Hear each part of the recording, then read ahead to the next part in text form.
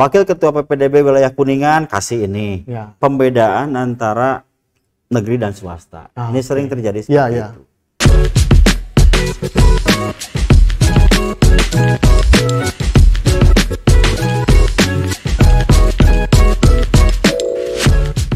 Assalamualaikum warahmatullahi wabarakatuh. Siswa-siswi, orang tua siswa-siswi dimanapun berada dan masyarakat yang masa-masa ini khususnya sedang menunggu dan mencari informasi seputar PPDB tahun 2021. Inilah PPDB Talk 2021 bersama saya Rofi Akbar. Dan sebelum saya memulai obrolan ini, izinkan saya membuka masker. Dan di studio sudah hadir bersama saya Bapak Kepala Dinas Pendidikan Provinsi Jawa Barat, Bapak Haji Dedi Supandi. Pak, apa kabar? Sehat?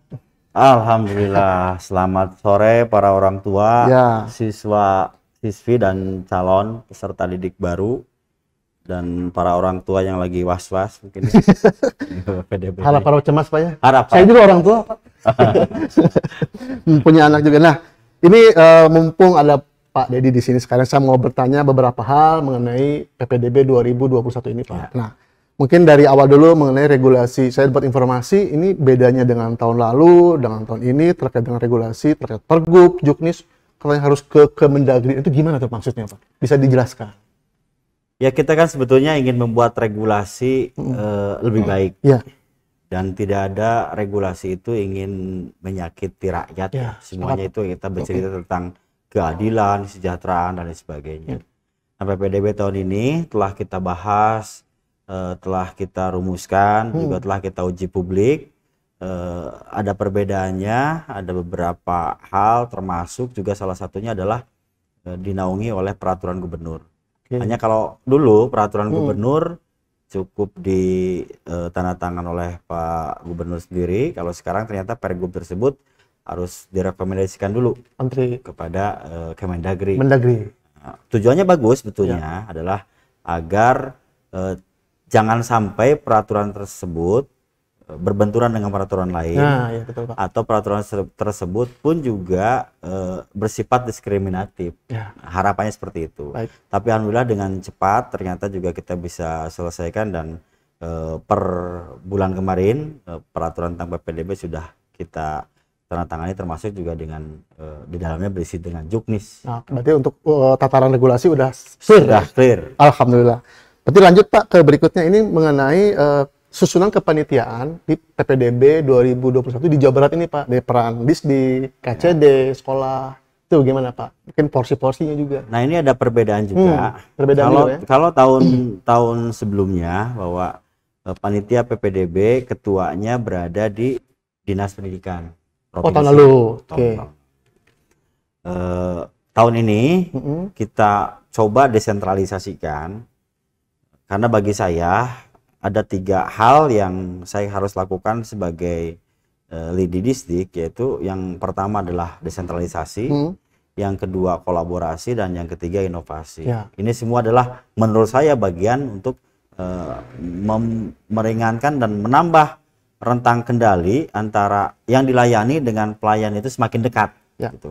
Maka PPDB tahun ini adalah ketua PPDB-nya dijabat oleh kepala cabang dinas. Ada berapa total? Ada total se-Jawa Barat ada 13. Kang Rofi. Masing-masing ketua itu Pak ya? Ya, ada 13 cabang dinas. Jadi masing-masing kepala cabang dinas itu sebagai ketua PPDB di wilayah tersebut. Nah, nanti di cabang dinas itu ada beberapa hal juga saya lihat. Karena di cabang dinas itu ada Kasubag TU, ada kasih pelayanan, ada kasih pengawasan. Jadi sama kepala cabang dinas pun juga ternyata kasih ini diberi tanggung jawab juga. Gitu kan. Jadi kalau misalnya cabang dinas wilayah 10, dia ternyata menaungi wilayah Kota Cirebon, Kabupaten Cirebon, Kuningan.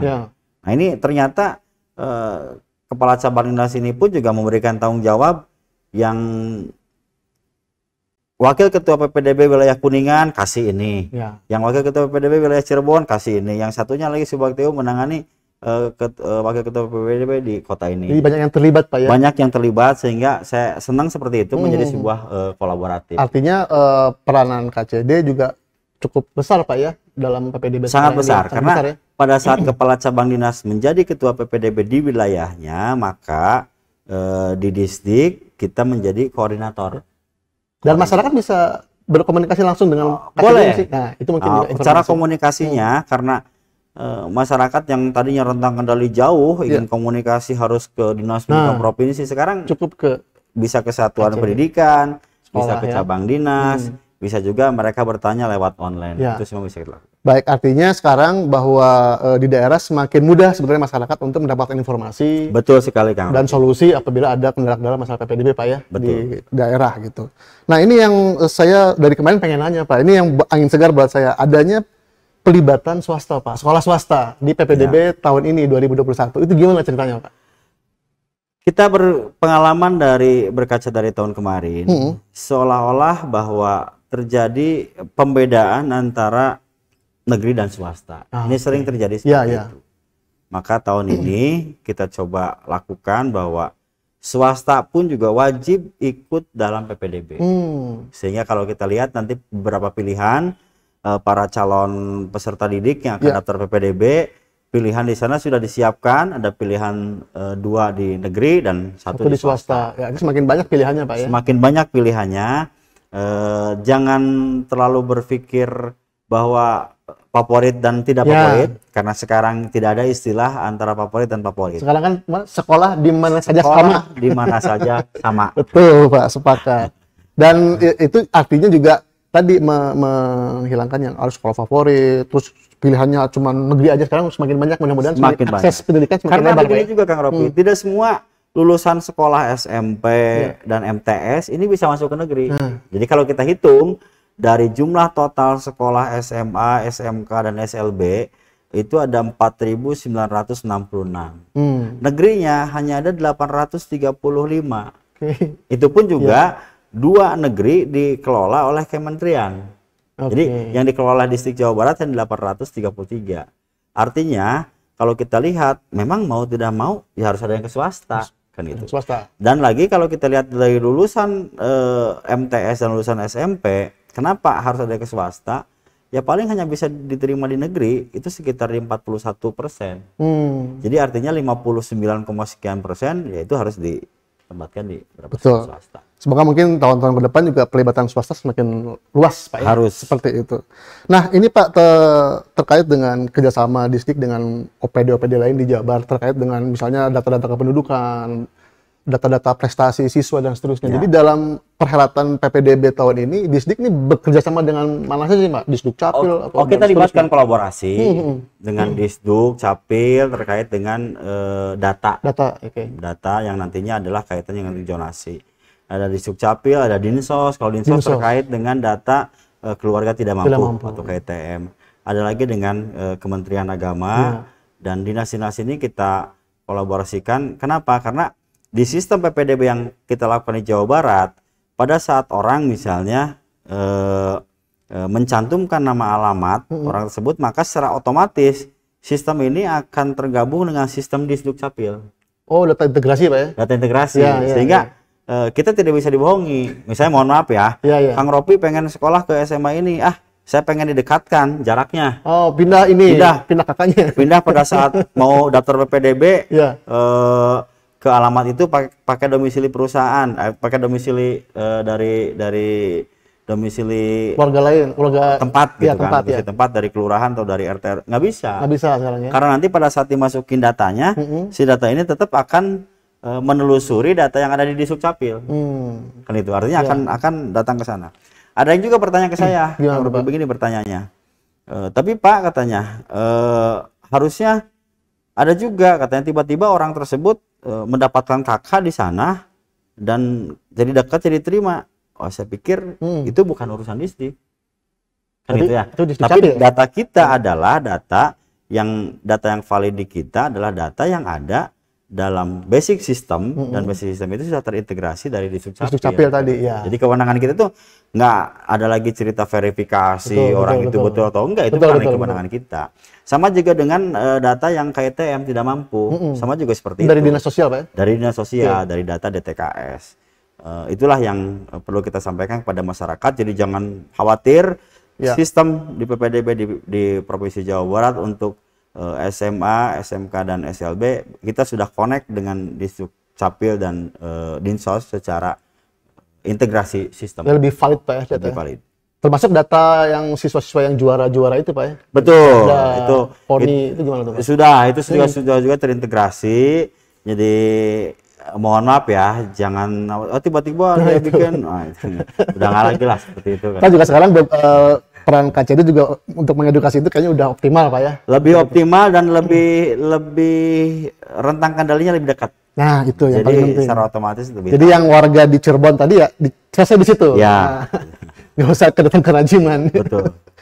Ini sedikit aja Pak informasi mengenai daya tampung sekolah Pak. SLB, SMA dan SMK itu Pak. Di Jawa Barat ini gimana Pak kondisinya sekarang Pak? Ya itu tadi makanya kita sampaikan kepada orang tua juga kepada calon peserta didik bahwa kita akan buka PPDB ini dengan 2 tahapan. Oke. 2 tahapan. Tahapan pertama itu adalah kaitan dengan tahapan prestasi dan afirmasi.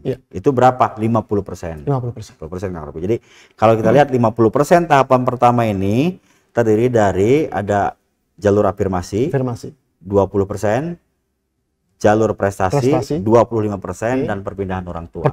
Nah, yang afirmasi terbagi lagi ada keluarga tidak mampu, 15%, ada nakes, jadi tenaga kesehatan yang Satgas Covid Pak. Oke, ada inklusi, termasuk juga ada korban bencana. Kita khawatir nanti sudah terfasilitasi seperti itu. Dan yang prestasi terdiri dari akademik, non akademik, termasuk juga prestasi di bidang olahraga dan kepramukaan. Nah, yang perpindahan orang tua ada perpindahan orang tua dan anak guru kan itu. Ini yang 50% di tahap pertama. Nanti 50% tahap kedua itu adalah zonasi. Full semuanya zonasi. Nah, berapakah ketertampungan kuota yang dilakukan di PPDB ini? Maka ketertampungan kuota yang di PPDB ya kita terus merujuk kepada data Dapodik. Untuk tahun ini ada sekitar di 717.000 tampungnya negeri dan swasta. Jadi hanya SMA sekitar di 280, kalau SLB sekitar di 18.000 dan yang paling banyak adalah SMK sekitar di 428.000. Nah, mudah-mudahan informasi ini menjadi sebuah pemahaman kepada teman-teman para orang tua maupun peserta didik. Intinya jangan salah memilih indikator kategori. Nah, itu yang paling penting. Yang saya harapkan kan gitu ya. Jangan salah memilih indikator kategori. Ya. Seru nih Pak. Baik Pak, terakhir ini buat siswa-siswi, orang tua, siswa-siswi dan siapapun Anda yang saat ini sedang mencari-cari informasi tentang PPDB, ini kan semangatnya sekolah di mana saja sama Pak ya. Bisa sedikit Pak, semangat apa yang mau diusung dan sekaligus Pak pesan untuk masyarakat di Jawa Barat khususnya orang tua murid. Kalau dulu kan kita juga ada tagline. Tagline-nya adalah semua anak bisa sekolah. Semua anak bisa sekolah. Maka tahun ini dengan keterlibatan swasta masuk di PPDB, kita pun juga ada tagline baru untuk tahun ini. PPDB-nya adalah sekolah di mana saja sama kan gitu.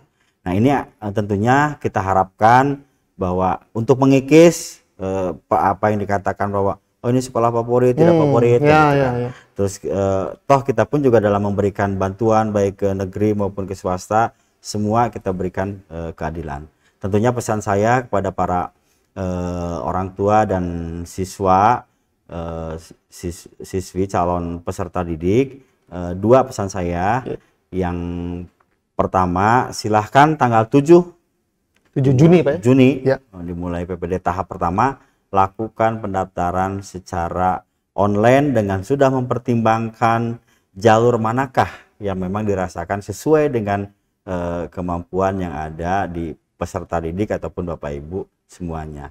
Pesan saya yang kedua kepada para orang tua, mari kita sama-sama memastikan semua anak dapat melaksanakan hak belajarnya dengan aman dan sehat.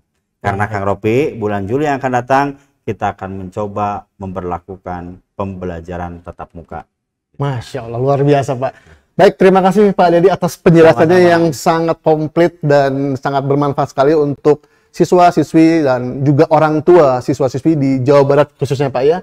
Demikian PPDB Talk Kali ini bersama saya Rofi Akbar dan Bapak Kepala Dinas Pendidikan Provinsi Jawa Barat, Bapak Haji Dedi Supandi. Hatur nuhun Pak, sehat selalu, sukses Pak, lancar sehat semuanya. Dan saya Rofi Akbar, sampai jumpa.